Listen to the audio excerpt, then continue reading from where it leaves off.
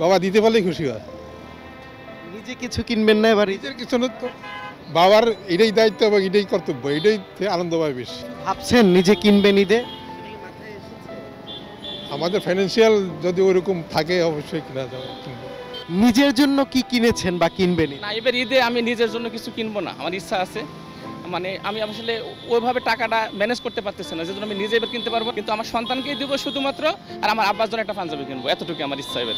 আপাকে 3 পিস দিবেন আর বাচ্চাকেও 3 পিস দিবেন, নিজের জন্য কি কিনবেন ভাবছেন? নিজের জন্য কেনা হইবে না। সন্তানের জন্যই বাবারা এমনি খুব ভাবে, চিন্তা ভাবনা করে। নিজের জন্য কি ভাবে, এখন তো বয়স হয়ে গেছে, আর নিজের জন্য কি ভাবা আছে? পোলাবানোর জন্য তো সব কিছু এখন। বাবাদের ঈদ হয় যখন বাচ্চারা ঈদে বেশি সন্তুষ্ট হয়, তখন বাবাদের ঈদ পরিপূর্ণ হয়ে যায়। বাবাদের ঈদের আলাদা কোনো আনন্দ নাই, বাচ্চাদের আনন্দে বাবাদের ঈদ।